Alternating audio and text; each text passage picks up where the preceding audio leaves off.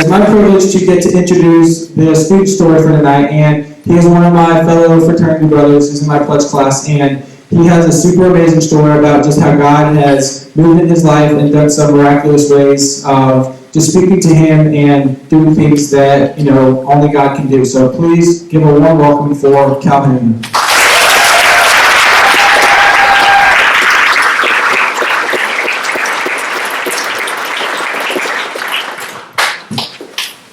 So just let me start up here.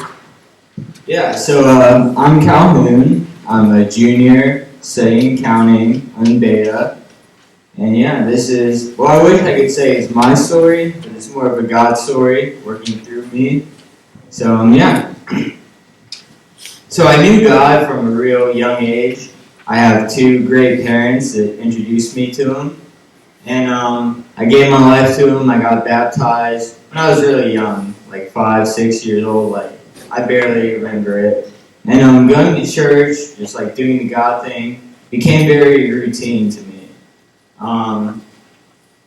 Yeah, I went through high school, through college, had a lot of accomplishments, a lot of great things, and I was doing all the things you need to do to be a good Christian, I was coming to Doulos, I was going to church, I was doing everything in my life seemed like it was okay. But really, I was not walking with God the way I should. I was still looking to myself, I was thinking I was in control, I was really doing things that anyone would do, living like someone that doesn't know God.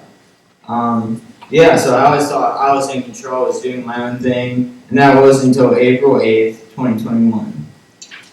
So I was walking over to my girlfriend's apartment, and I got hit by a car. I was crossing 13th Street on 3rd Avenue, right in front of the Krispy Kreme, and I got hit by a car. So I suffered a traumatic brain injury. More specifically, it's called a diffuse axonal injury. That's when the brain moves back and forth inside your skull. And what it did is it sheared the tissues and the neurons that talk to each other, that send messages to your body. It broke all that. So I was immediately in a coma. Ambulances came. I was sent down to Shands. I was in the ER there for about 2 weeks. I slowly started coming out of the coma. I was ambulanced up to Brooks Rehabilitation in Jacksonville. I spent 6 weeks there in a rehab hospital. I did a 10-week intensive program for people with brain injuries. And then I went back home, did last semester from home, and I did more therapies, more physical therapy, cognitive therapy, things like that. And that finished up, thankfully, right before Christmas. So I couldn't walk. I was in a wheelchair for a couple months. My fine motor skills in my right hand were really poor. Couldn't really do things that involved picking things up, moving things around. It was just really difficult for me. My brain speed, just like problem-solving speed, doing really simple things, just taking a real long time, just crawling along. So, it's kind of a big story, hopefully the biggest bad thing that will ever happen in anyone's life. I wouldn't wish that on my worst enemy, but through all that, God showed me a lot. Big thing God showed me is His grace. I honestly, first and foremost, I should not be alive. So a car hit me going 35 miles an hour. I flipped over the top. There was a second car that stopped 8 inches from me. And the driver was actually a former EMT that had just gotten off work. So he was able to get out, kind of do what you can do in that scenario, help me until ambulances and professionals with equipment could arrive. So God, just from the very beginning, He was there, He was with me. He may have let a bad thing happen, but the whole time He used it for His glory, and He brought me here, and He's the reason I'm here today. Another thing I saw is His control. Just through every step of what happened, from the rehab hospital to the rehab program to being home, God was just always there, always present, always moving. I never felt alone. I always had just something so much bigger, so much greater, that was just guiding me, controlling me, helping me get back to where I am today. And the big thing I saw is just how God can restore His love for us. Through the whole situation, I should not be here today. I should not be alive, first and foremost, but there are a lot of people with the same injury as me that can't walk, can't talk, much less, go to a top 5 public school and live on their own. Come on. And I'm doing what I'm doing. I should not be here, but God gave me the platform, and He brought me back to life. He saved my life and brought me here today, and I'm very thankful for that. I was able to make a complete 180 with my life, start living it for God, and I'm really glad to see a ton of people out here tonight that I can share my story with and keep magnifying Him. So if there's just one thing I could say to sum it all up, it would be there is a God. That's undeniable throughout my story and throughout all of life. God does love you. He does care about you. He sent His Son as a sacrifice for you. And He's relational. He wants a relationship with you, and He will go to great lengths, overcome anything you've done, and He loves you. And so,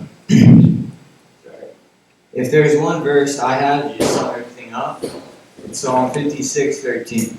It says, "For you have delivered my soul from death, yes, my feet from failing, that I may walk before God in the light of life." So I'm just really excited to be here with you all today to praise such a wonderful God we serve. And thank you guys for being here, for listening to my story. If y'all have any questions, you want to hear more details, I'd love to talk about it, talk about Him, and I'll be here at the end. So, yeah, thank you guys for listening.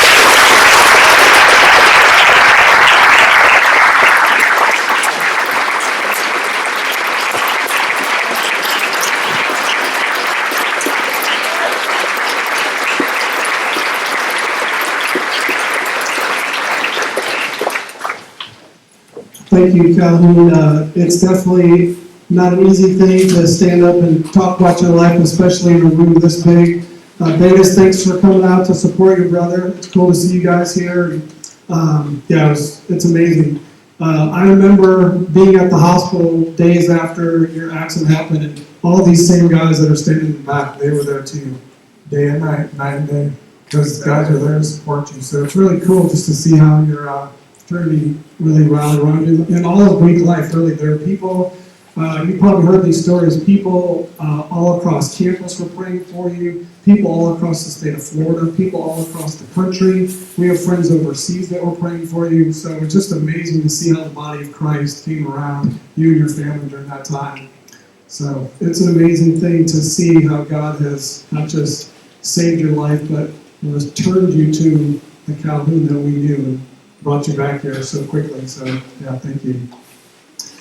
I think that a story like this, like knowing Calhoun personally and seeing what he and his family went through, is a reminder to us that life really is short, and we don't know what the next day holds. And so I just want to encourage you guys to make the most of the opportunities that you have.